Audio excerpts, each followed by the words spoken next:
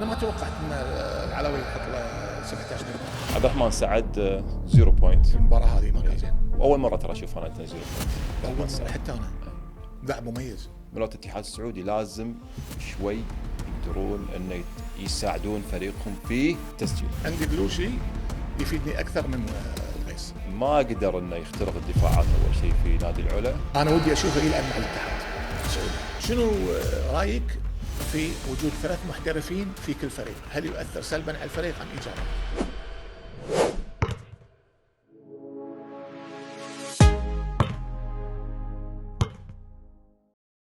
حلقه جديده من برنامج او بودكاست ليفل اب. فيصل برسي وعبد الرحمن الجمعه. بداية أنا أحب أشكرك كابتن وجودك معنا ورحب فيك في البودكاست. وأنا متأكد أنك أنت راح تكون إضافة. لاعب مميز، محترم، أخلاق. دائما أنا يعني أشوف فيك المثل المميز للاعب. الله يعطيك إن العافيه. شاء الله تصير مدرب مستقبلا عشان تتعب وايد. أيضا أحب أشكر طبعا أخوي الكبير كابتن وليد محارب يستاهل على الفترة اللي قضاها معانا بالفترة السابقة، وكان في عندك دينامو الحلقات. أوجه له تحية وأحب أشكره على الفترة الماضية. أيضا كابتن خالد الوهيب أوجه له تحية، وراح يكون إن شاء الله ويانا الفترة القادمة لأنه مسافر سفرة عمل. الله يرده بالساعه. إي والله كذا سفرة، يمكن يغيب أسبوع أسبوعين يمكن 3 حسب ظروفه، وقال إن شاء الله بس من أرجع راح أتواجد معاكم، وإن شاء الله ليفل أب راح يكون بحلة جديدة بوجودك كابتن. وإن شاء الله يكون البودكاست مثل أول، وإن شاء الله يكون إضافة. اتشرف فيكم كابتن، واتشرف طبعا الكابتن فيصل برسلي غني عن تعريف تاريخه صراحه يشفع له، وانا يعني مسرور ان اكون في هذا الفريق العمل، وان شاء الله ينال على اعجابكم، وان شاء الله يكون يعني بودكاست حلو وخفيف ويعني نفيد وننفع فيه ان شاء الله. احنا اللي نشرف فيك كابتن. الله ان يسعدك. شاء الله. كابتن، بخصوص مباريات اللي شفتها انت خلال 3 اسابيع اللي فاتت، إيه. لو كنت جنرال مانجر حق فريق جديد بالانشاء، وقلنا لك سم لي 5 لاعبين من البطوله، 3 محترفين ولاعبين محليين لوكل. انا اروح على طبعا وائل العراجي اول واحد كجارد. تعرف نبي لوكل. سويلم كبيج اوكي 1 5. 5. جيرل مال الاتحاد. جيرال مال الاتحاد شوتر. الشوتر. اوكي. روبنسون الشارجه. اوكي 3 4 خلصتهم، او 2 2 3 و5. ايه. ووائل العراجي. وائل العراجي يبقى واحد نبي لوكل. لوكل. لوكل محمد امير. محمد امير. ايه. صرت وايد بيج. 4.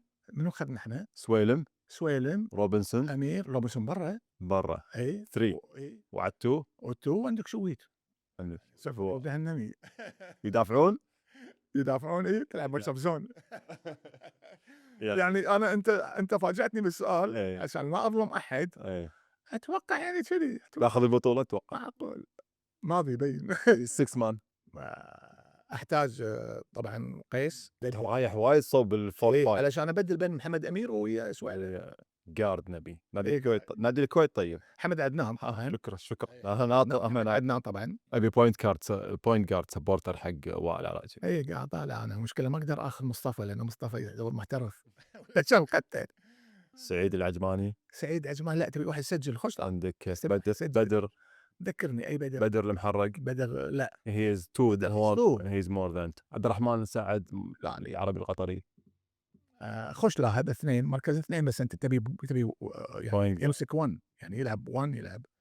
الكسندر القيس. الكسندر القيس يعني خوش لاعب. احمد بلوشي. الشارجه. احمد بلوشي. احمد بلوشي. احمد بلوشي. اوكي وصلنا. انا عندي بلوشي يفيدني اكثر من الغيس لان اكسبيرينس عنده اكثر. هي كان دو اول ثينجز. يشيل المباراه على كتفه.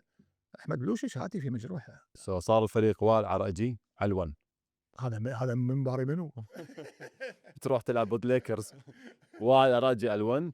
2 ايدي الاتحاد شوتر. 3 روبنسون. 4 محمد امير. 5 سويلم. محمد سويلم. ايه. يعني انت جارداتك كلها فورينرز، لا واللوكاليه كانوا 4 و5. سويلم لازم يكون وياك لان سويلم انسايد 5 ما حد يقدر يوقفه. محمد امير يقدر يلعب انسايد اوتسايد. اي سترونج. كان جارد بيجز. وعندك طبعا عراجي يشوت ويدش. وهي كان هيز ليدر فيري جود ليدر. انا ترى على فكره شهادتي مجروحه في وائل العراجي. وائل العراجي اليوم افضل لاعب عربي، اليوم لاعب افضل لاعب في اسيا اخذ جائزته، وانا وايد سبورت حقه، يعجبني، محترم، كاريزما، شخصيه، ليدر ليدر، هيز ليدر. ويز فايتر ترى. والميزه الحلوه إنه ما يخاف، انه يعني كل ما شدت المباراه يقول لك تعال عطني الكره، صح. و ويجيب لك جمهور. يجيب لك من الجمهور لانه هي سوبر ستار، هي از نوت سوبر ستار، هي سوبر ستار. صح. يعني هو مو سوبر ستار، لا سوبر. يعني أنا شفت الجمهور يلحقه في قطر، في دبي، في العلا، يعني فريق جديد التكوين، لكن قاعد يفول يا الملعب. اذا ما يلحقون وائل يلحقون منه. أنا في الجهرة كان يفول لنا الملعب. اي لا، وائل حاله شاذه. صح. شوف الغريب، اليوم اللاعب مميز واللاعب سوبر، بس هم ناس تحبه. يعني انا اتعنى واروح لصالح عشان اطالع وائل اجي، ويمكن انا لبناني بس يمكن انا ما اشجع الرياضي او عرفت، بس يبقى هيز انت مع خطوة انتقاله كابتن من الدوري اللبناني للعلا السعودي. ايه. انا مع انتقال اي لاعب اذا كان الانتقال يفيده على المستوى الشخصي، على المادي، نيو اكسبيرينس، نيو ريجن. وبعدين هو رايح نادي العلا. انا احب اول شيء اوجه شكر وتحيه كبيره حق مجلس اداره نادي العلا. هذا المجلس اللي كون فريق وفي سنه واحده وصل الى بطولة تواصل. واخذ بطوله، اخذ يعني فاز. يملك مدرب متميز، يملك لاعبين متميزين. كفريق جديد التكوين، ومرة واحدة يكون مرشح قوي حق البطولة. مرشح للبطوله وفاز ببطوله سعوديه، ومرشح الحين ايضا بطل المملكه. آه، ومرشح حق واصل. والشيء الزين ان اليوم العلا منو جاب لك وائل عراجي. يعني جاب لك لاعب حط ايمانه بهذا اللاعب انه عربي ومحترف، وفعلا اليوم في المباراه اللي صارت واصل من هو اللي قاعد ياخذ efficiency ام في بي كل مباراة. في المباراه. ترى حتى في بطولات لبنان ام في بي كل مباراة، حتى في لما راح الدوري القطري ام في بي الدوري القطري. مع المنتخب اللبناني ام في بي اسيا، ام في بي كل مباراة. يعني انا اكلم وائل اقول له ما شاء الله انت الدروع اللي عندك، يعني قال لي هي ما عم تكفي، يعني ما ادري شلون قالها في اللبناني، لكن ما عم تحمل البيت. يقول لي ما شاء الله، الله يزيد ويبارك. هنيال لبنان اللي عندهم واحد مثل وائل العراجي، وفي نجوم طبعا كبار سابقا. وطبعا وائل العراجي يكمل مسيرته مثل الكابتن الكبير فادي الخطيب، صديق عزيز، يعني رجل ادى الكثير، واليوم يجي اخر جديد. وقبل فادي بشويه كان إلي مشنتف، وكان وقبل طبعا ايضا يحسب كلبناني اللي هو جو فوقه. جو فوق، او اللاعب الان بي اي سايكلي. سايكلي. يعني انت عرفت لبنان ولاده. في سله، في سله، في ولاده، ويشتغلون باحترافيه كبيره. طبعا. اليوم اقوى دوري عندك في الميدل ايست الدوري اللبناني. طبعا. تحيه حق وائل وحق لبنان. طبعا. عندنا مباريات اليومين اللي فاتوا، عندنا مباراة المحرق والاتحاد السعودي، وعندنا أيضا مباراة العلا والعربي القطري. راح ناخذ يعني مباراتين هذيلا في تحليلنا لهذه المباريات اليوم في بودكاست في بودكاست اليوم. المحرق والاتحاد السعودي انتهت بفوز المحرق 84-79. كابتن قراءتك حق هذه المباراة؟ انت شنو قراءتك حق بيتر اوه. محرك؟ انا صراحة يعني بيتر من المدربين اللي يعرف يشتغل في هذا الريجن. يعرف يسوي الريسك على منو ومتى يسوي الريسك، ويعرف ينقي اللاعبين اللوكل اللي ممكن يعني يغامر فيهم. طبعا هي تصيب وتخيب، لكن غالبا كانت تصيب معه. مع المحرق انا كنت اشوف ان اول مباراتين للحين السيستم بيتر كان جديد عليهم. كان في يعني نفس السومو بين بيتر واللاعبين. بيتر يبي شيء، هم يبون شيء اتوقع، لكن انا شفت هوية بيتر بينت في اول كوارترين بين المحرق والاتحاد. راح الفرق ل 20 نقطة بالكوارتر الاول. اي انا لاحظت الشيء هذا، لاحظت انه كنا المباراه الاولى شوي مثل بطاقه تعارف، يعني تعرفون على بعض هو اللاعبين. طبعا انت لاعبينك لما يكونون معك بالتمرين يختلف اختلاف تام عن المباراة، لأن الضغط النفسي، الضغط البدني في المباراة يختلف، وتعرف منو لاعبينك اللي يتحمل، منو اللي ما يتحمل. من جمهور المحرق. جمهور المهرج أيضًا، جماهير البحرين طبعًا تختلف عن جماهير الخليج كلها. الحين بدأ الجمهور السعودي يتجه للسلة، وصار في جمهور، خصوصًا في جماهير العلا، جماهير النصر، الاتحاد، الأهلي. يعني هذا الجماهير قاعد تحضر بقوة لأنها فرقة تنافس، وجماهير أندية كبيرة. انا ما قاطع كلامك بالخير. ذاك اليوم شفت تمرين الاتحاد. إيه. التمرين الجمهور فل. ما شاء الله إمم. يستاهلون. يستاهلون. أنا فريق الاتحاد جدًا يعجبني المدرب. فريق الاتحاد يعني يعجبني الدفاع مالهم، دفاعهم وايد مميز، بس الاتحاد يا ليت يكون في لاعب يعني بيك مكان إبراهيمة. اهم. إبراهيمة فايق خوش لاعب، ما في هو خلاف. big CV. بس مو للاتحاد، ممكن يخدم فريق ثاني. شوف ما في لاعب محترف مو زين، لكن he's fit for this team. يعني أنت يبي لك اليوم الاتحاد منو عندهم محمد محمد مرواني. مرواني. محمد المرواني he can play مثل أمير in out he can shoot three he can be inside. اليوم يبي لك لاعب his bodyguard 5 big strong athletic. أثلتيك يحس ناقصهم الأثلتيك أنا أحس على الفايت. يبي يعطيهم شوطة. بعدين الأثليتيك لما يكون big inside ناكور ميكر شنو سوى معاهم السنة اللي فاتت؟ أثلتيك بلاير 2 متر شيء، هي كان شوت هي كان دانك، الحين قاعد يلعب وايد زين مع الحكم اللبناني. أنت يبي لك واحد نفسه، وهم بعد إذا كان athletic more muscles وكذا، لأن أنت الbig هذا إيش راح يسوي؟ إذا اشتغل داخل راح يفضي منو؟ حق أديد. الترفين، وراح يفضي حق مثناه some players يعني راح يصير الوضع غير. صح. راح يريح أريحية يطلع برا. فأنت لما تدافع إيش راح تدافع زون؟ راح ما يفوتون. تقدر. مان راح يشتغلوا داخل. فأنا أتصور كذي إبراهيم لاعب كبير مميز، لكن مو للاتحاد، وأرقامه تقول هالشيء مو أنا. نرجع حق المحرق، شلون شفتهم كابتن؟ والله المحرك بدأ بداية بصراحة مخيفة، بدأ بقوة. اللي عجبني أنت ما تتفق وياي إن بيتر استخدم الquick transition في الهجوم. هو لعبته ترى هذه الكويك ترانزيشن، واسرع الملعب واخلي الفريق الثاني يكون عجول معاي يجاريني في العجله فانا اقدر اتفوق عليه. صح. وناهيك إن عنده ناس شوت وعنده ناس ممكن تلعب inside. والدليل إن حتى نيك ويست لعب مباراة عمره، يعني ما بين في واصل بالشكل هذا. محمد أمير كان أيضًا مميز، سكوره حلو. محمد امير في الاخر 4 مباريات هو هويه المحرق، يعني وين ما حضر محرق حضر نادي المحرق، وين ما حضر امير حضر نادي المحرق. أنت تتفق وياي إن أمير وين ما يروح يجيب بطولة؟ أنا أتصور أكيد. يعني الفريق اللي يروح لأمير يجيب له بطولة. ليش؟ هو اضافه حق الفرق البحرينيه. هو الباور فورورد الوحيد في البحرين اللي عليه الثقل تقول هذا باور فورورد. ومشكلته سوري ميزته إنه متوازن دفاعيًا هجوميًا. يعني حتى المحترفين لما يمسكهم أمير يضايقون يضايقون. ما عنده اي مسمات مع اي محترف، بالعكس هو اللي هو هي كرييت مسماتشز فور اذر بلايرز. أمير لما كان في المنامة منو كان ياخذ بطولات؟ منامة. المنام. لما راح المحرق العام منو أخذ بطولة؟ المحرق. السنة هذه MVP السوبر البحريني. نحب نبارك لهم على فكرة يستاهلون. بطولة السوبر، فوزهم على المنامة. المنامة هارلك لعبوا خوش مباراة صراحة. المنامة لعبوا مباراة زينة بقيادة الكابتن القدير سمر رمضان. نقول له هارلك وعنده اتوقع في ظروف، موفق يعني في نادي المنامه قاعد يمرون في ظروف المحترفين اتوقع، لان عندهم بس واحد محترف. عندهم ظروف محترفين. في لاعبين بعد من لاعبينهم مشوا، بس أنا لاحظت إن المنامة لعب مباراة وايد زينة، بس محرق فرق.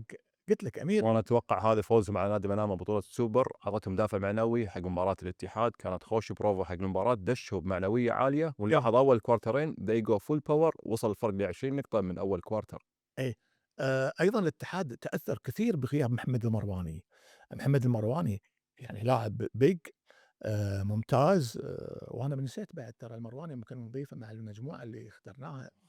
وخلصت البطوله كلها نسيت. خلصت البطوله. أنا يعني مبروك باخذ البطوله وخلاص. ومثنى بعد. صراحة يعني فريق الاتحاد كلهم ما شاء الله حلوين. نحب شو اسمه أيضًا يعني الاتحاد فريق مميز. مدربه أنا يعجبني صراحة. عنده ديفنس هي ستريس ديفنس، يعني هي ستريس ديفنس يحب الدفاع. هي تشينج ديفنس، يؤمن بالمان يؤمن بالزون. أحب المدرب أنا اللي هي ترى انا افتكر ان هي تشينج ذا ديفنس ان ذا رايت تايم بالكوارتر الثاني، ورجع الفرق من فرق 20 الى فرق 5 نقاط. صح.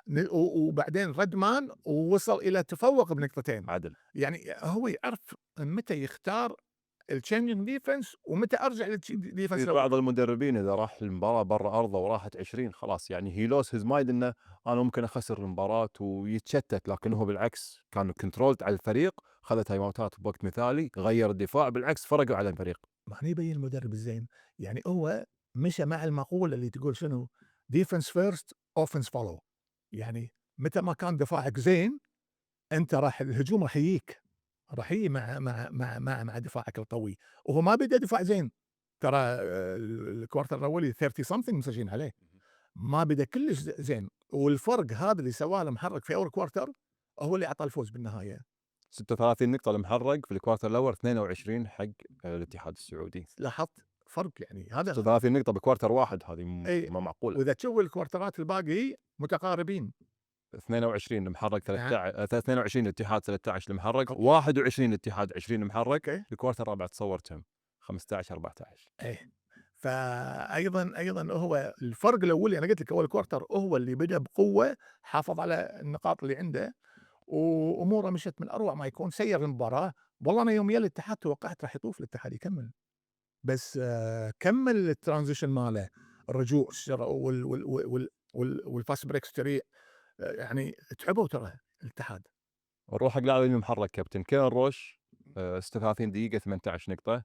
دانيال هاملتون 40 دقيقة 20 نقطة. وويست نيك نيك ويست 38 دقيقة 25 نقطة 8 ريباوند. وعندنا هني 10 ريباوند هاملتون، 6 ريباوند كيرن روش، و10 اسيست، almost دبل دبل. أوكي ممتاز. جريت جيم حق المحترفين. أي بس المحليين إذا تلاحظ المحليين المحرك سجلوا المحليين 21 نقطة، يعني بواقع 25% من نقاط الفريق، والمحترفين سجلوا 63 نقطة من نقاط الفريق بمعدل 75%. 3 امبورت افكت مرة ثانية. إيه. 3 امبورت افكت. يعني ترى 75 إلى 25 وايد، يعني على المفروض المحليين يسجلون. يعني 3 لاعبين من اصل 9 لاعبين. أيوه. 3 لاعبين 75% من سكور الفريق، 9 لاعبين 25%. يعني بدر أحد نجوم الفريق مسجل 6 نقاط 2 threes 2 ثريز بالكوارتر الاول. صح؟ أتذكر إيه. في لاعبين ما بزيرو بوينت يمكن بعد. في أعتقد علي راشد يمكن سجل 3 نقاط. هذا 3 بوينت الكوارتر الاول. كل الثريات الموت اللوكلز كلهم في الكوارتر الاول، ما غير المحترفين اللي وصلوا في التألق ل3 كوارترات المباراة. المحترفين نيك ويست اللي لعب، أنا ترى يوم تفاجأت من ويست مستواه مخالف تمام، إذا يلعب كذي كل مرة لا يغير شكل المحرك. انا اشوف ان نيك ويست كان فارق على ابراهيم فاي في الترانزيشن، شفته في وايد قاعد يركض على ابراهيم فاي ويحصل ايزي دانكس خلال المباراة. موست اوف هيز سكورز كان ايزي دانكس بالترانزيشن. اي هو اقوى منه ويركض اكثر وسريع اثليت الولد. اي الولد وبعدين انا يعجبني في ويست انه الولد مرتب مؤدب، ستايل، ما يتحكى، ما يعصب، ما يضحك، يلعب يدور يسوي دوره ويمشي. يسوي دوره ويمشي. انا يعجبني اللاعب اللي كذي، يعني غير اللي هيز اكتنج ويسوي له افلام لا يعني احب اللاعب اللي كذي. ايضا ما ادري انت ايضا احب اذكر شفت الجمهور. جمهور المحرق يعني كان لذة ترى أي مباراة في البحرين تكون يعني لها طابع خاص في وصل خصوصا. شوف جمهور المحرق لما يجون عيال محبوب، نوجه لهم تحية أيضا جماهير المحرق، لما يجي عيال محبوب يمسكون الجمهور يصيرون تقعد تستمتع بس ودك تسمع تطالع شو قاعد يقولون، شنو الأغاني الحلوة، الهازيج، يعني يشيلون الفريق فوق. ترى الجمهور كان اللاعب رغم له دور كبير لاعب مواعد في المباريات في المباراة هذه، كان له دور كبير وايد وتحية لهم والله. ايش رايك بدانيال هاملتون البلاي ميكر؟ انا اقول له يعني جريت جيم. اتوقع لقط الكيمستري بينه وبين ويست بالاليوبس بالاسيستات، يعرف شلون يمشي الفريق. احس انا هيز فيت فور المحرق خصوصا على ستايل بيتر. اوكي انزين.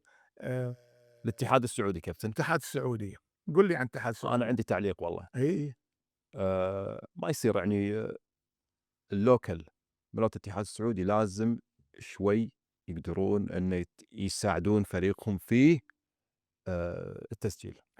عافية عليك على هالكلمة اللي انت اخذتها من لساني فعلا. وسام البرقاوي 2 بوينت، عافية. ناصر العبسي 2 بوينت، الباجي 0-0 ما غير مثنى، يعني مثنى هيز ديفرنت لأنه لاعب عنده اكسبيرينس، لاعب منتخب. كبير، لاعب منتخب، يعني هو شوي اللي قادر انه من لوكل يكمل على مشواره ويساعد المحترفين. ناصر العبسي وأسامة برقاوي، هذيل اللاعبين أنا أسميهم الجنود المجهولين، في مباريات يطلعون لك يغيرون مجرى المباراة. ترى ما نلغي دورهم بالديفنس، لي ادوار عندهم أوه، دفاع جبار. كبيره جدا، إيه. يعني ما نلغي دورهم. في ناس يعني يقول لك والله انا ترى قاعد اسوي ادوار، بالعكس انت بلس حق الفريق، لكن هم لازم تشوف لك دور في الهجوم. وهم دورهم ترى الدفاعي أقل من هجومي. بالضبط. هم مدافعين ليش؟ لأن الability مالهم والقوة الدفاعية مالتهم اللي يملكونها. بس في شغلة واحدة إذا لاحظتم أنت في المباريات وايد مسالمين بالهجوم، يخاف ياخذ التصويبة، لأ خله أمرر حق المحترف. يا أخي أنت بال سجل واغلط، صح. صوّب وضيّع. انت يعني دافعت في هجمه وخذيت جود ريباوند وكذا، فانت عندك يعني كريدت ان انت يشفع لك في الهجوم. وتصويباتهم زينة، صح. يعني اسامه عندهم برقاوي والعبسي، انا اتذكر العبسي حط علينا 3 السنه طاف نادي الكويت، للحين اتذكرها، حطها وطلعنا من البطوله. بس أنا مستغرب ليش ما يعطيهم المدرب حافز شوي إنه يا جماعة لمتى أنتم روحوا ترى وسجلوا. عندهم في المنتخب الوطني قاعد إيه. يلعبون بشكل كبير ويحطون فوق ال10 12 نقطة كل مباراة. ناس عبسي حتى سام برقاوي اثليت بلاير، سريع، عنده الابيلتي بالجمب، عنده الشوت، عنده الدرايف، وايد لاعب عنده اشياء يا اخي. العب. يعني اليوم الفريق أنت لمّا تجيب محترفين معاك، المحترفين جايبينهم يساعدونك مو أنت تساعدهم. بالضبط. يعني اليوم أنا جايب محترفين يساعدونا إحنا كفريق عشان ننجح. فأنت اليوم لا تعتمد بس أنا بامرر على المحترف، باعطي المحترف وتلقى بالأخير سجل لك 35 وأنت مسجل لك نقطتين أو 0. بس ترى كابتن اذا عندي انا جرى ايدي على 3 إي. بوينت صدقني راح اعطي 10 3 بوينت اوت اوف 20 شوت. بس مو معقوله النسبة. بس راح تجيك مباريات إيدي راح ينمسك صح ويقول لك وينكم أنتم يا ربعي ما تشتغلون. يعني أوكي، المباراة هذه إيدي ما له حل، الريال إيده سم. على كلام حجازي، مسي عليه بالخير، عبد الله حجازي اسيستنت كوتش في الاتحاد السعودي، يقول الزلمه لو خليته 30 سم راح يحطها على راسك. اللاعب هو شوف هاي موهبة، يعني الريال موهبته إن الريال شغله شوت وبس شوت خطير. يعني التصويبات اللي صوّبها الجمهور، أنا طالع جمهور المحرق. وبعدين يعني متى بتوقف أنت؟ متى خلاص الريال عنده تصويب مميز، لكن راح تجيك مباريات ساعات الهداف ما يبين. ليش؟ في مباراة اللي راح نتكلم فيها بعد شوي راح أذكركم بواحد، بس قُل لي كابتن من تقصد؟ أحيانًا تحتاج المحلي يشتغل. موستي من الحين. العلا الguard، لا إله إلا الله. جيبسون. جيبسون. جيبسون. أمس مو يومه، هذا تصويباته خطيرة جريبة من إيدي بس بتجرل بس مو يومه. إنزين الحين من دوره؟ يلا دور المحليين لازم تسجل. فأنت ابراهيم فاي 40 minute 18 point 6 of 10 field goal إيه. كم 6 ريباوند؟ of 10 6 of 10 free throws 17 17 ريباوند. أوه. تدري ليش؟ أنت قُل لي ليش؟ منو غاب عن المباراة؟ محمد المروان شال حمل فلقط ريباوندات لقط ريباوند محمد. المرواني. صح. بس هو لو عنده 25 points 26 points في المباريات أقول لك لأ عافية خله. بس هو ما عنده السكور وايد. أنت اليوم محترف جايبينك لسببين، إذا أنت big rebound score. أما rebound بروحه ما تحط لي سكور. I need your في thoughts. علامة استفهام. أنا أبي نقاطك. 7 تيرن اوفر ابراهيم فاي، أي. اكثر من البوينت جاردات، أي. وتقريبا نص او ثلث تيرن اوفر الفريق كامل حق ابراهيم فاي. وبعدين ترى إبراهيم فاي ما قابل بيكس يعني يخوفون، يعني ويست ترى كله برا يلعب يعني مو بيور فايف مثلا مو السويلم. مو طموح الاتحاد أي. ابراهيم فاي. لأ أنا من وجهة نظري لازم إبراهيم خوش لاعب ما في ما خلاف، انكر. بس مو fit for الاتحاد they need big يلعب pure 5 وبعدين يكون athletic قوي rebounder inside وايد قوي بالهجوم. يكون إذا صار عليه foul trouble أو أي مشكلة طلع برا من يكمل مكانه؟ محمد المرواني. محمد خلّاه مثل محمد أمير شو يسوي مع المحرق؟ خلّ المرواني برا يلعب inside ممكن يتبادلون الأدوار. لكن إنك أنت يعني إبراهيم سوى أشياء مو صحيحة، مو صحيحة. كثر الله خيره، بذل مجهود، لكن هذا ستايله، هذا حدوده يعني. هذا ستايله. يمكن يفيد فريق ثاني يطلع سوبر معاهم، بس أنا أشوف الاتحاد لأ. اريك نيل 13 بوينت 0 اوف 8 3 بوينت. ما كان في يومه، لكن لاحظت انه 10 اسيست 6 ريباوندز. اي انت ايش رايك فيه؟ هذا شنو شفته؟ يعني جريت بلاير، سريع، يمشي اللاعبين، بس انا احسه شورتي شويه. بالمباراه هذه شلون؟ كان زين، اي يعني بس كان مو زين الى نقاطه، حد ما. مو نقاطه. مو نقاطه. اي مو نقاطه لانه هو 20 something كل مره، يعني يوصل 30 و30 واكثر، لكن مو نقاطه. كذلك هو عنده الدرايف قوي، انصدم في محمد امير ونيك ويست، اي ما قدر يدخل درايف. شفت انا كان يدور على حوالين الزون ويطلع الباس برا. وبعدين كان يلعب وايد بيك رول حلو مع منو؟ مرواني مو موجود. فاين فقد تولز مالته. ايوه فابراهيم كبيك رول وياه ما يفيدك. مو البيج. ليش اقول لك انا يبي لهم بيج؟ لما يلعب بيك رول يملي المكان حق البيك، يفضي منه جارد وهو يفضل انسايد.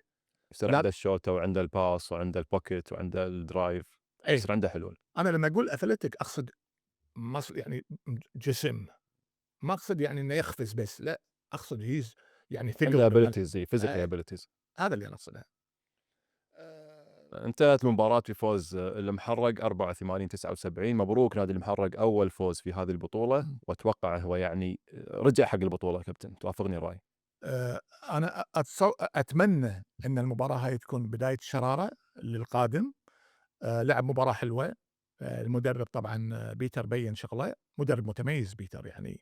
ما عليه خلاف، ترى هو عنده تاريخ مع الخليج العربي، يعني مع الشباب أهلي مع الكويت، والحين إن شاء الله يوفقه مع المحرق. وين ما راح يغير صراحه، وانا متاكد ان الفلسفه مالته راح تنصب على المحرق، بس انا اتمنى من المحرق شيء واحد: اعطوه فرصه شوي، اعطوه وقت. يعني النتائج ما تترى بسرعه، مستحيل. يحتاج تايم، يحتاج وقت يغير ترى عنده بنج زين، عقليه اللاعب. عنده بنج زين، يعني عنده يونس كويد، وعنده محمد محمد جمعة، ناصر محمد ناصر. يعني عنده عنده، بس ما استخدمهم ترى في هذه المباراة. استخدمهم بالسوبر وابلوا بلاء حسن، حتى يعني يونس كويد خذ سبعة ستيل في المباراة، سموه جراند ثيف اوتو. يعني نفس الفيلم اللي يعرف انه يبوق سيارات، فهو باقي الكور. يونس كويد ترى هيز ا جريت تول حق بيتر، اذا قدر يوظفه في المكان الصحيح. عندك بعد محمود القصير اللاعب، محمود خليفه اعتقد اسمه شغله. محمود خوش لاعب ترى، يعني هذا اللاعب انا اتصور قدام بيتر راح يعطيه فرص اكثر، راح عنده دبث، يعني عنده دبث، ايه. عنده ادوات، لكن اتوقع هو حب يفوز بهذه المباراه باي طريقه، فمن كذي قصر الروتيشن. انا ودي بس اهمس في اذن علي راشد اللاعب، اقول له معاك مدرب قدير، استفيد منه كثر ما تقدر. واليوم انت الوقت اللي تلعب فيه زين ممتاز، راح تشوف. والوقت اللي ما تلعب فيه زين لازم تعرف ليش ما لعب زين، على اساس تطور نفسك زياده. انت مو ذاك اللاعب الشايب، توك شاب. فاستفيد من وجود بيتر، لا تخسر بيتر لأن دق على اخوك قبل بالمباراه، تاخذ منه تبس وتريكس. نروح حق المباراه الثانيه كابتن. العربي القطري والعلا السعودي. يعني ما ابي اسميها ايزي وين، لكنه كان يعني المباراه من بدايتها تسيدها العلا، الا في الكوارتر الاول 22-21. تالي الكوارتر الثاني 23-23. تالي صار في دروب وانحناء بياني كبير في نادي العربي القطري في الكوارتر الثالث. 21-10 و21-16 انتهت المباراه فرق 17 نقطه، 87-70 الى صالح العلا السعودي. طبعا مثل ما قلنا فريق العلا فريق جدا مميز، يملك عناصر جدا مميزه، لكن عنده نقطه ضعف بسيطه اللي هي البنش. يحتاج الى عنصرين، يعني اعتقد يحتاج لاعبين اثنين يسدون اكثر، يعني عندهم خبره، تقدر تريح بعض اللاعبين. انا الاحظ انه صار تبديل، يصير دروب في الفريق. مع انه عنده الصقر، عنده اكسبيرينس، عنده محمد الصقر، المختار شلبي عنده اكسبيرينس. احمد المختار. اي لا انا اتمنى انه يعني حتى اللاعبين الاثنين هذيل، بالذات الاثنين اللي قلت اساميهم شوي، they step up. يعني خلاص مو ليفل اب البودكاست، they step up. انت لاعب منتخب، تدري شنو منتخب؟ يعني لازم يكون لك دور. بس لما يكون كابتن يمك عرائجي، يمك جيبسون، يمك ثوم ميكر، يعني صراحة أنا لو كنت موجود في هذا الفريق يعني ما راح أشوت 3. عندي أحسن شوتر 3 بالريجن جيبسون.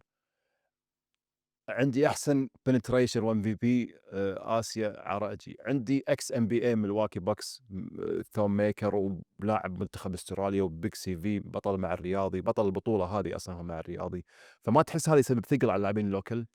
شوف إذا أنت لاعب لك قدراتك ومتميز وعارف نفسك راح تبين بين هذيل، ليش المحترفين يبينون بين بعضهم بعض؟ عندنا حمد عدنان كأكبر مثال، أي مثلًا حمد عدنان، local بطعم الprofessional. حمد عدنان، محمد سويلم، أوكي سويلم طويل بس مو طويل ومو زين، طويل وقدرة. أنت كلاعب لمّا تنزل اليوم أنا لاعب منتخب، لمّا تنزل الملعب يا أخي مو للشوت 3 إذا أنت فاضي take it، إذا تقدر تحط 2 points تقدر مثلًا feed inside feed out، تقدر تلعب defense.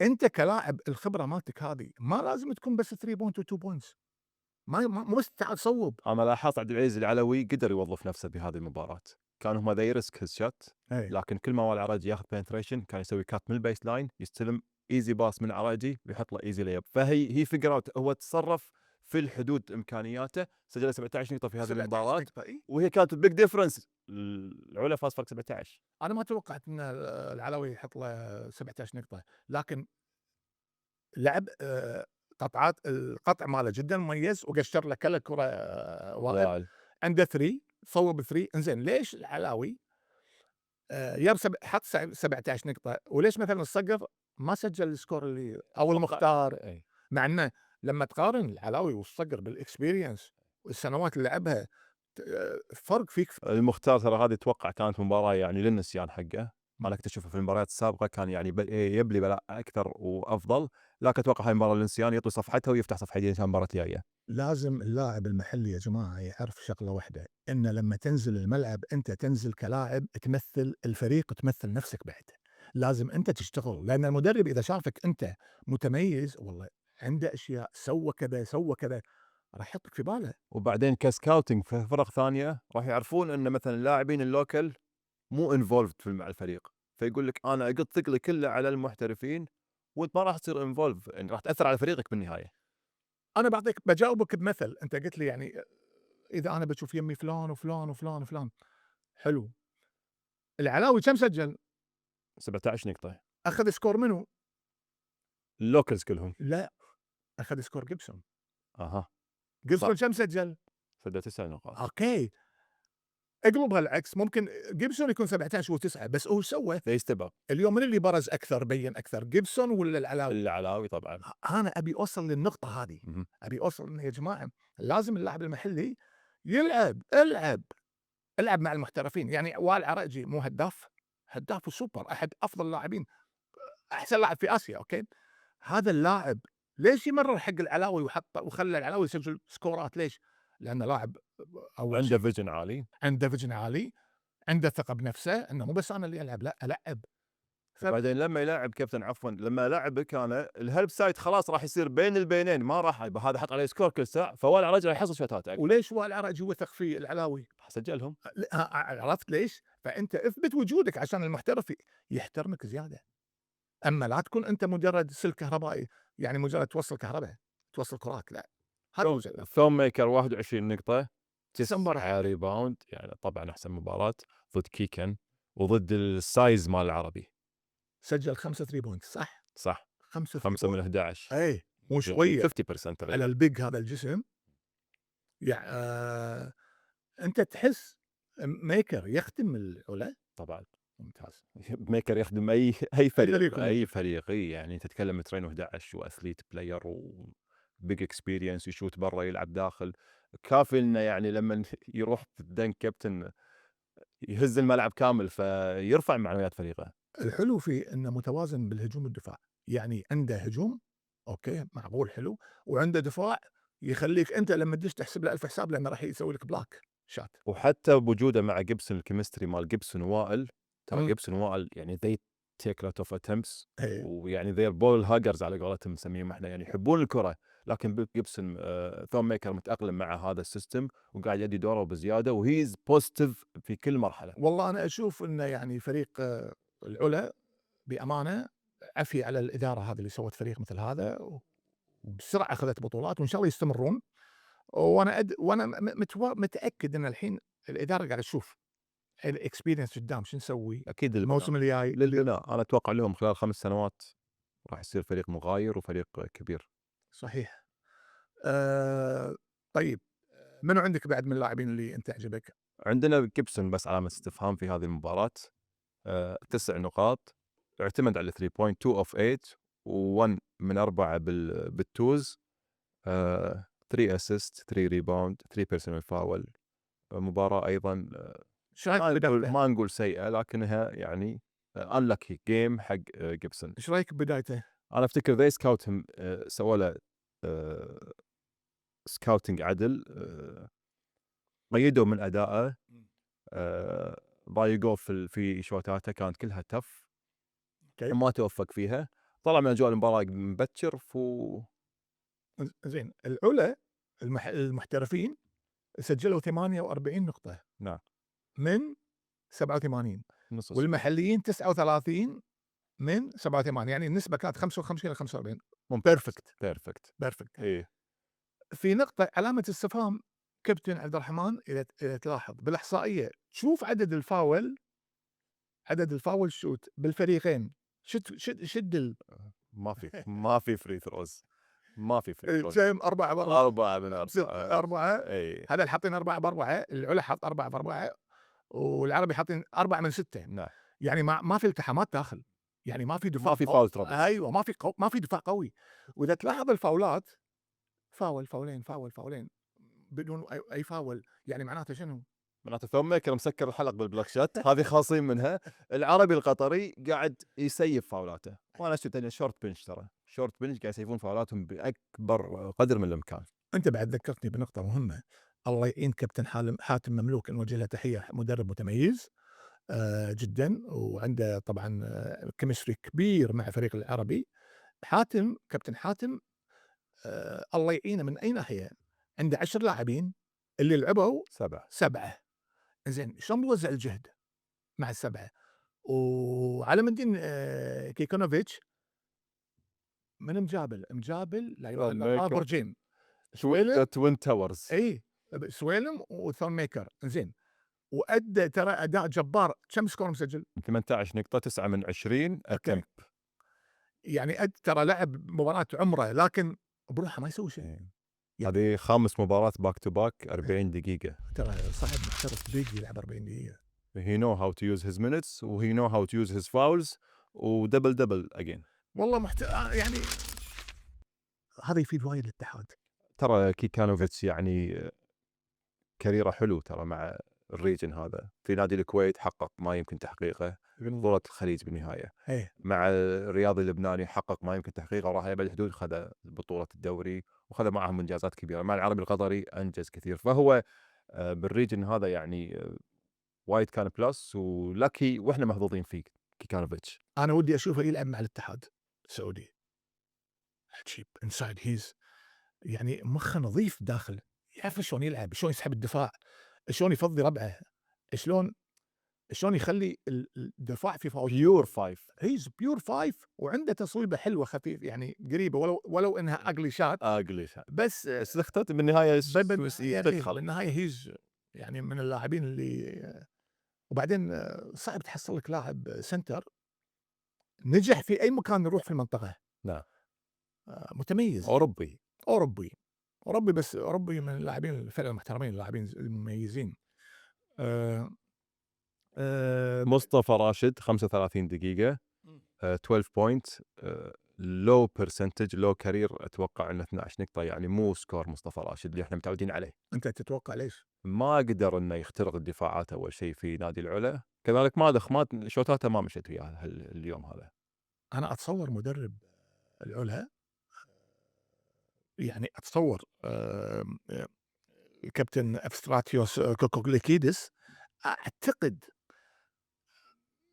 يعني اي واحد مكانه ممكن امسك مصطفى، امسك علم الدين، راح تفوز 100%. والدليل ان سندو الجارد ديالو سندو ديالو تميز في المباراه وهو سكور الفريق.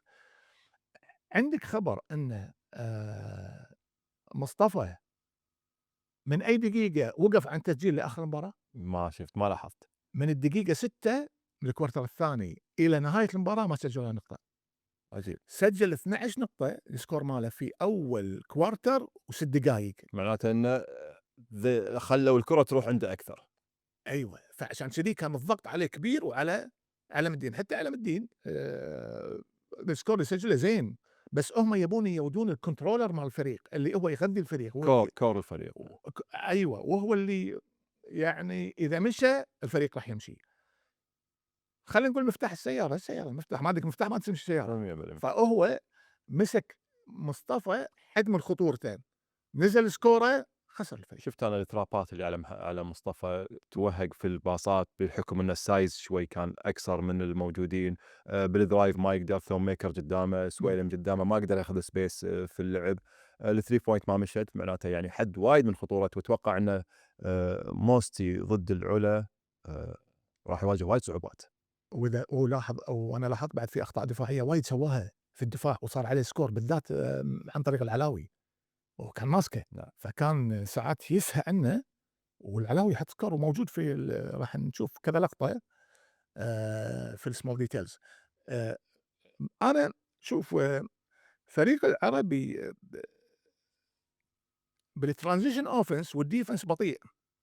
أنا أتصور كابتن حاتم مملوك وهو اللي مخلّي اللعب بطيء، لأنه يدري لو لعب سريع ما راح يكملون الكوارترين لاعبينه، بالذات علم الدين، ومصطفى راح ينهك، فهو دايمًا لمّا ياخذون الكرة يحاول يروح they دريبل slow down أو شوي. سندو لمّا ياخذ دريبل يهدّي التيمبو مال الفريق، على أساس إنه ما يتعب. زائد إن العلا شنو يبي؟ العلا يبي السرعة، أكيد وائل يبي يحب انطلاقات السرعة، transition، وائل يحب الopen. يموت على السرعة، فشو اللي يصير؟ أنت قاعد نفسيًا شوي تتعبون، بس لعبوا مباراة في حدود القدرات الموجودة. أنا أتوقع العربي لعب مباراة زينة، لكن أنت اليوم مقابل منو؟ مقابل العلا يعني فريق فريق مو أي فريق اليوم تحكي عن فريق مرشح أول، أحد المرشحين البطولة. عندنا محمد سويلم 18 نقطة، 16 ريباوند، دبل، هو يعني يسمونه دبل ماشين سويلم، يعني كل جيم عنده دبل، ووائل عرايجي قريب كان من التربل دبل، 12 اسيست وائل جود جوب، فعلًا. و8 ريباوند وام في بي المباراة. طبعا مثل ما قلنا الدولاب ما شاء الله مليان دروع. أنا بعد في العربي إذا تلاحظ اللاعب عبد الرحمن عبد الحليم مسجل 14 نقطة، خصوصًا عنده تصويبات ثلاثية وايد زينة و5 ريباوند، أيضًا كان مميز في المباراة هذه، يعني عبد يسوي اللي الرحمن عليه. ترى كفور ولوكل يعتبر، ولاعب منتخب أيوه. قطر. إمم. في آخر 3 سنوات أنا ملاحظ الولد يعني قاعد يتطور، خصوصًا بالشوت 3 بوينت، خصوصًا في الconfident واللعب، يعني بمجموعة قاعد يحطون عليه أحمال إنه قاعد يشيلها، وبالعكس قاعد يتوفق فيها. صح، لاعب مميز، لاعب هادي، وإيده بالشوت وايد. أنا أفتكر ترى يتمرن behind the scene، أوكي. يعني يتمرن، الولد مبين إنه يتمرن وقاعد يشتغل على نفسه، يعني قاعد ألاحظه أنا من سنة لسنة قاعد يفرق معاي ويتميز بشيء. شوف أي لاعب يتمرن بروحه وبرّا التمرين لابد يتطور، وخصوصًا إذا اشتغل على نقاط ضعفه مو قوته، يعني مثلًا أنا شويت 3 بوينت، أي تمرين بس 3 تمرين بروحي، بس 3 لأ، شوت بس اشتغل على نقاط الضعف، لأن المدرب ما راح يشتغل على نقاط الضعف، المدرب عنده 12 لاعب وين بيجاب لك بروحك؟ فأنت لازم أنت اللي تصنع نفسك. واضح عبد الرحمن، واضح إنه هو قاعد يسوي أدوار برا الملعب بروحه individual workout، لأنه أداءه تصاعدي خلال 3 سنوات طافت، يعني great job. زين، إيش رأيك في عبد الرحمن سعد عبد الرحمن سعد 0 بوينت، في المباراة هذه؟ ما كان إيه. زين، وأول مرة ترى أشوف أنا 0 بوينت عبد الرحمن أول مرة السعد. حتى أنا، أي لاعب مميز. آآ شو تشوف فيه؟ سكورر ترى هو، أي. وترى يطلع يعني مرات مع المحترفين يسوي أدوار، مثنى المرواني مع إمم. الاتحاد السعودي، يسوي أدوار علي راشد وبدر مع المحرق، إيه. يسوي أدوار لوكال كاظمة، يعني هو لوكال لكن بأسلوب المحترفين، إنه عنده آآ أولويات مع الفريق إنه المفروض يسويها. ما توفق في هذه المباراة، أصفار، وأتوقع إنه هو يعني خلاص إنه برا جو المباراة. It's okay. أنا ما عندي، شوف أنا ما عندي مشكلة لو لاعب اليوم أنا ألعب مباراة، اليوم أنا ما لعب زين، مو نهاية العالم، لأن راح تحسب مباراة من تاريخ اللي لعبته. يجيك يوم كذي يعني ما تكون زين 0 بوينت سوات، بس المباراة اللي بعدها لازم أرجع حسابي، ليش أنا ما ألعب زين؟ ليش اليوم أنا ما كنت مميز بالمباراة؟ ليش اليوم أنا كذا، كذا، كذا؟ ساعات ترى بالأخير هذا ترى بشر، تجي له ظروف خاصة، يجيك الملعب وهو مو جاهز نفسيًا، مو جاهز مخه مو وياه، فأحيانًا يكون عليه ضغط من الفريق اللي قدامه، ففي ظروف ترى كثيرة تصير إن اللاعب ما يكون في يومه، مستحيل تلقى لاعب يلعب لك كل حياته وهو التوب مستحيل. عبد الرحمن سعد لاعب كبير وإحنا كبير متفقين على هذا مميز. الموضوع. إن شاء الله في المباريات القادمة أكيد أنا متأكد إنه راح يبلي بلاء حسن. يبقى إسماعيل ديالو best scorer حق الفريق 23 نقطة، إيه. 9 من 17، عنده ال3.3 من 7 و6 من 10. شفت أنا الدنك الأخير إيه. بنهاية المباراة يعني. لعب مباراة حلوة، كان مميز في المباراة هذه وشال الفريق يعني. ساعات تشوف بالمباريات في لاعب ييجي يشيل حمل رفيجه، مثل سندريالو لما يلعب أخذ سكور عبد الرحمن حطه وياه، فطلع سكور عالي. اليوم لازم عندك النوعية هذه من أنا اللاعبين. أتذكره ضد الكويت ترى. حط له 3 على البيس لاين، حط له 2 فري ثرو، بس اند ديالو ما كان مسجل طول المباراه، حط له 3 على البيس لاين، حط له 2 فري ثروز ورا ثانيه 2 فري ثروز، وهي كانت ساهمت في فوز العربي القطري على نادي الكويت. وفريق العربي لو مو قوي ما يفوز على الكويت، فريق مميز زين، بس أنا أخلوا عندهم بعد اثنين بنش يقدرون يستخدمونهم كتوزيع جهد. وكامبورتس الامبورس طبعًا علم الدين ما لا خلاف عليه، ومصطفى لا خلاف عليه. سندو إذا بيلعب كذي أوكي، بس بالضبط. بس إذا بتلعب مباراة فوق ابصم و5 زاون. تحت لأ. أنا أتصور بعد يحتاجون شوف ترى الsize عند العربي زين، بس هم size big شوي يعني شوي ثقال في الحركة، أوكي، يعني عندهم big. فأنت عندهم لأ. محمد حسن وعبد الرحمن عبد الحليم ترى إيه. بلس 2 مترز إيه. يعني، إيه. وعندهم كيكانوفيتش فوق المترين. فأنت لمّا تجيب اليوم شو تجيب؟ لازم تجيب لك واحد يعني يلعب swing man عنده طول 6'6" 6'7". آآ شوتر وسكورر طبعًا، كلهم طبعًا scorer محترف إذا ما يكون scorer ماكو فايدة إيش حق جايبه، يعني عند المحليين أنا مكانه. فأتصور إنه يعني مباريات الثنتين اللي صاروا هذيل ترى حتى العلا الفرق 17 نقطة عن العربي ترى يعني شفنا حلوة المباراة كانت. انا اتوقع العلا يعني حب يفرق في هذه المباراه تحسبا لمشاكل السكور افريجز بين الفرق، خصوصا ان العربي فاز على الكويت، العلا خسر من الكويت، فهو حب انه يصعد بالفرق ليبعد من شي، لكن 17 نقطه اتس فير انف انه هو إيه. ممكن يراهن عليها في فرق السكور من الفرق في نهايه الترتيب. خصوصًا قدام العربي يعني مو أي فريق مثلًا لأ، فريق العربي فريق ثقيل، يملك مدرب مميز، عنده عناصر زينة. آآ والعربي ترى تاريخه في كرة السلة اللي أنا أذكره، يعني أنا أول مباراة لعبتها بحياتي أندية أبطال الخليج ضد العربي 80 ما شاء الله. 1980. ما شاء الله. إي، يعني العربي عندهم فريق من 1980 وهم في ماشيين. النهائيات. ياهم الريان فترة مش الحين رد العربي وما زال الريان طبعًا زين، بس العربي اسمه يعني وايد هو والريان أكثر فريقين بكرة السلة في قطر. نطوي صفحه مباراه العلا والعربي القطري 87-70. مبروك العلا وهارد لك العربي القطري. مباراة حلوة كانت. أتمنى المباراة الجاية طبعًا تكون أفضل، راح تلاحظ الخط البياني للانسجام ولشكل المباريات ولمستوى المباريات يرتفع مباراة بعد مباراة، وهذا راح يفيد وايد المدربين في الانسجام للدوري. و ويعني اليوم الأندية اللي قاعد تلعب أفضل أندية بالخليج، يعني هي أفضل الأندية اللي هم الأبطال. وحتى يعني كرة السلة احنا لعبة الكيمستري فيها هو اللي ينجح الفرق يعني. إي. تحتاج يكون في توالف بين المدرب بين اللاعبين بالخطط، يكتشفون الخطط، يكتشفون وين المساحات وين كذا. فأكيد أنا متوقع 100% في المباريات الجاية الكيمستري راح يصير أحسن. ولاحظناه مع المحرق، لاحظناه أيضا مع العربي القطري، حتى العلا، حتى نادي الكويت. ففي الفرق هذه they're building up خلال البطولة. باسألك سؤال يسألوني إياه وايد. آآ شنو رأيك في وجود 3 محترفين في كل فريق؟ هل يؤثر سلبًا على الفريق أم إيجابًا؟ شوف كابتن، انا يعني بطولات الخليج انا احب لذة اللاعبين اللوكل، وانت اكيد انت عندك يعني بيج اكسبيرينس بطولات الخليج بايام اللوكل. لها لذة يعني، حتى بالقدم، حتى بالطائرة، حتى بطولات الخليج باللوكل يعني حلوة.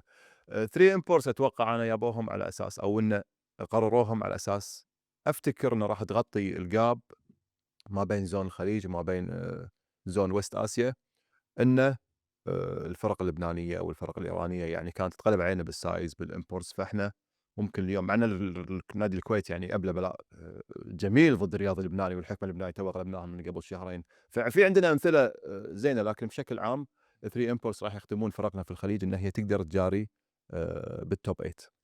زين. من ناحية متعة المباراة وشكل المباراة جماهيريًا، أكيد، أعتقد أكيد، تعطي دافع أفضل ها؟ 100%. يعني أفضل لو كان محترفين 2، أفضل من محترفين 2؟ إذا 3 أكيد 3 كمتعة يعني مشاهدة. حتى إحنا قاعد نشوف السكور قاعد يروح فوق، يعني فوق ال100 199 المباريات قاعد يصير فيها سكور أكثر. عندك فكرة أن بعض الدول آآ خصوصًا في الدول اللاتينية أن المحترفين مفتوح؟ حتى تلقى في الانتركونتيننتال كابتن اللي راح يروحون لها عقب التوب 8 إيه، ترى مفتوح مفتوح. مفتوح يعني تلقى الفريق كلهم أمريكان، وينه يا حبيبي it's business خلاص صارت صار الواحد لمّا يشوف المباراة يبي يستمتع.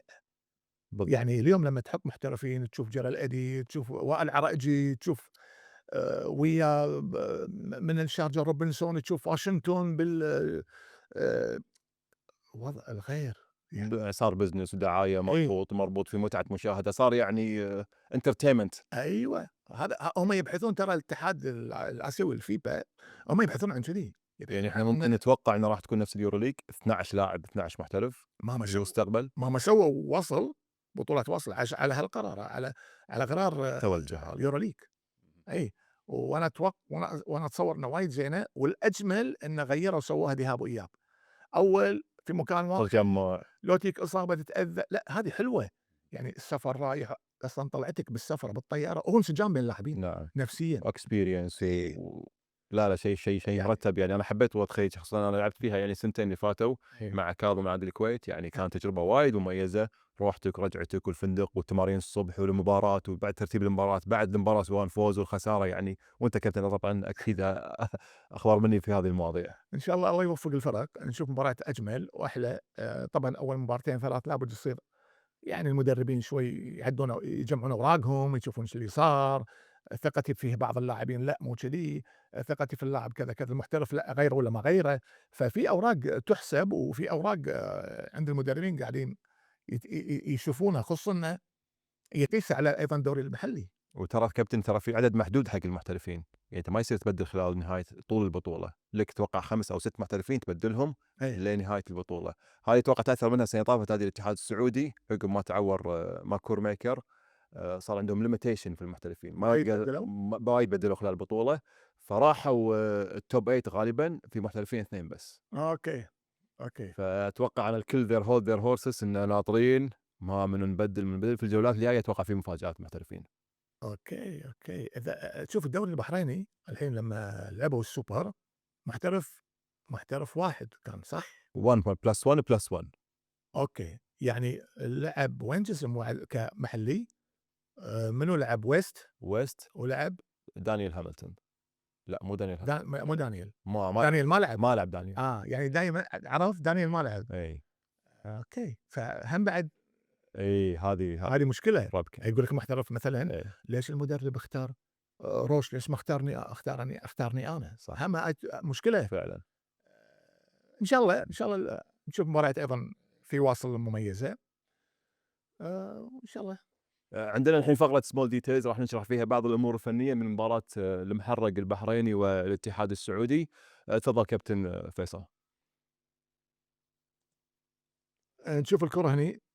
طبعًا الدفاع آآ man to man، فاضي اللاعب داخل إبراهيمة، ما مشت الكرة، لأن اللي مدافع عليه مو طويل، منو الدافع؟ هاملتون، لكن أيضًا mismatch، لكن للأسف ما مشت، وبالتالي تصوبت الكرة إلى ضاعت over dribbling. أي. مرة ثانية نفس الشيء عند الكرة عند إبراهيمة، لاحظ إبراهيمة وين؟ المفروض يمشي وين؟ يمه حق ال3 بوينت فاضي، راح سوى turn over بباصة مو عدلة حق جيرل إدي. أكيد شوتر يبي يعطي الباص. بس هو يمه بعد يشوت. أكيد. لاحظ هني آآ مثنى، شوف الديفنس الدفاع هني تاه، ويست لقى نفسه قدامه مثنى، وروش نفس الشيء، عطاها فاضي اللاعب، إذا نلاحظ تصويبة جدًا مميزة، واللاعب خطير إلى درجة مخيفة، 3 بوينت على طول وسجلها سكور. اكيد سكور. نلاحظ هنا نشوف الديفنس نادي الاتحاد. عندك المفروض ابراهيمه يمسك ويست، واعتقد اسامه برقاوي او ما شابه يمسك مع محمد امير، لكن صار المس ماتش اخذها نيك ويست وسجلها بسهوله.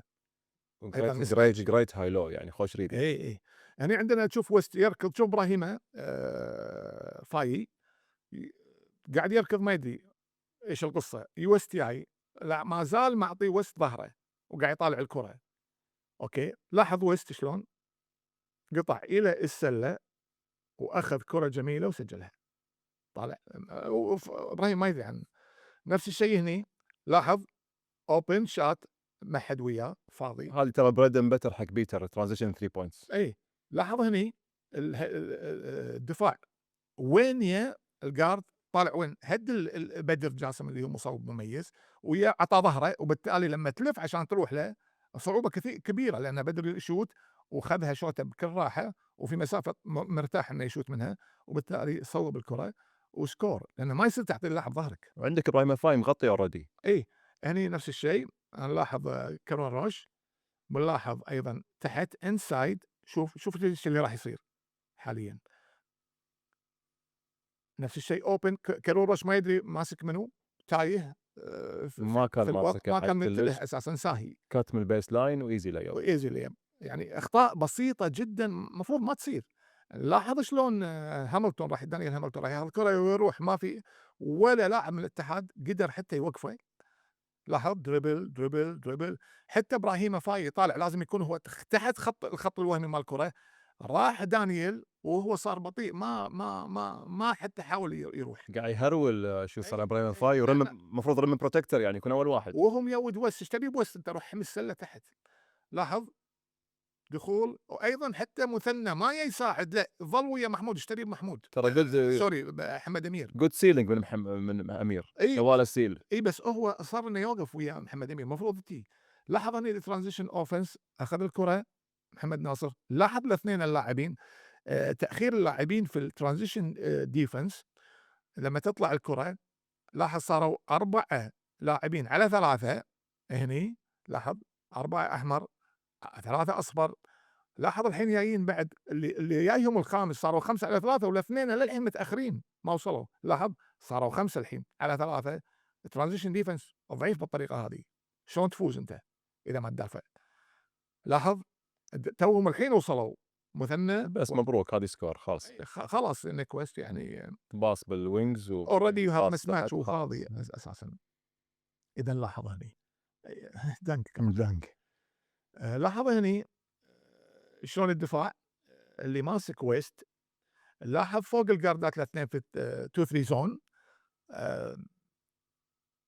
علي هني راشد فاضي ايضا، وفوق كيرون روش موجود. لازم الدفاع اللي تحت الباسكت يساعد هني ما يروح ينسى روحه. طلع فاي الى علي راشد وفاي مو شغله انه يطلع. بالضبط. يعني هذه اخذنا بعض الاشياء، ما اخذنا الموضوع كامل لان راح نطول.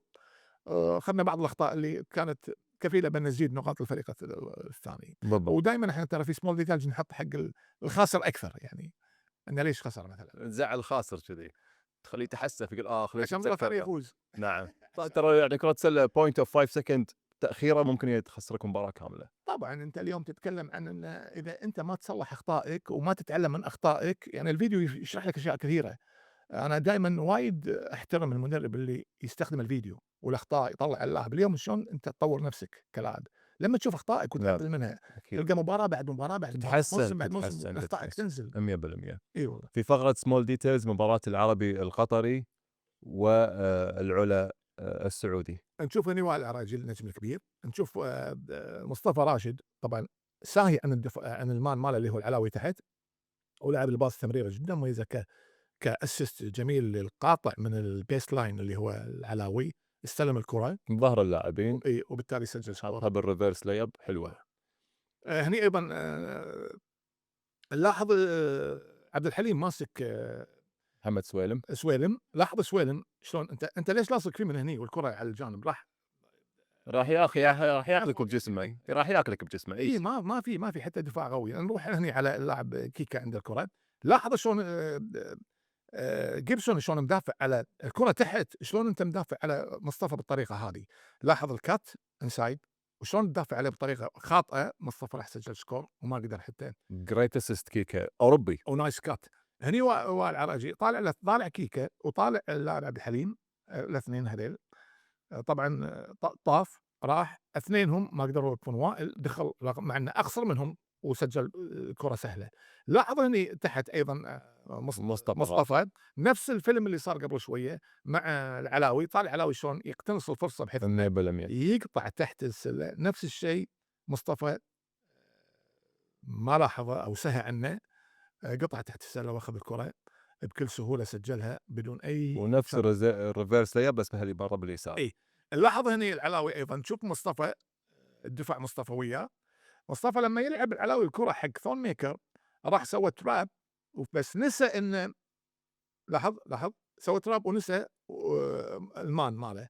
لاحظ ان العلاوي وين واقف، ما سوى الريكفر المطلوب ولا حتى الباقي صار هيلب وتشينجينج سويتش ما في. فبالتالي صوب وكونفدنس جاتها بكونفدنس يعني ما تردد نهائيا. اي لاحظ هني سويلم عند الكرة. لاحظ عبد الحليم طبعا هو ماسك ميكر في باك بيك من لاحظ ميكر هيز اوبن اوت وين الدفاع. عبد الحليم واقف مساعد. لاحظ جيبسون ترى سوى ريسكرين حق ميكر فضاه زياده. اي بس انت لازم تطلع وياه لانك انت ما عشان ما تاخذ جيبسون. الريسك. سندو كافي انه يمسك جيبسون وصوبها 3 ب5 ثريات في هالمباراه. نلاحظ الثلاثه الترانزيشن ديفنس كيكا واللاعبين ومصطفى وثلاثتهم رجوعهم بطيء. شوف السويلم وين راح، انتقل الى السله بترانزيشن اوفنس يركض يجري. طبعا لاحظ ما في ولا واحد من الجماعه الاربعه بالاضافه الى عبد الحليم الخمس يحمي حدود 3 سكند. كلهم واقفين برا ماني عارف ليش. وفاول اخذ طبعا. لاحظ هني ايضا مصطفى تشوف كم دفاع ترانزيشن ديفنس مال العلا. ماخذ الكره راح السله ما في ايضا اي واحد يوقف هذا الجارد اللي ما عنده الطول الكبير. بس انه خذاها اللي فوق اخر المربع حطها عشان ثون ميكر ما يعتبسه. مصطفى سمارت يعني سمارت جود فينش جريت فينش. لاعب مميز يعني احد افضل اللاعبين الموجودين يعني مو بس بالخليج ايضا في المنطقه العربيه. هذه طبعا السمول ديتيلز بعض الاشياء اللي نقدر نستفيد منها اللاعب يشوف اخطائه. الفيديو اكبر انا اشوف الفيديو اكبر ما يمكن انك تتعلم منه لتصحيح اخطائك 100%. لانك ما تشوف نفسك انت الا بالفيديو. الفيديو سيشن اصبح جزء من اللعبه يعني كان التمرين داخل الملعب وايضا في تمرين برا الملعب اللي هو بالفيديو سيشن. هذا علم ومطور جدا للرياضات كلها. شكرا كابتن. شكرا لك كابتن. وبصراحه حلقه حلوه كانت ويعطيك الف عافيه. يعطيك الف عافيه. نشوفكم ان شاء الله في الحلقات القادمه من بودكاست ليفل اب. السلام عليكم.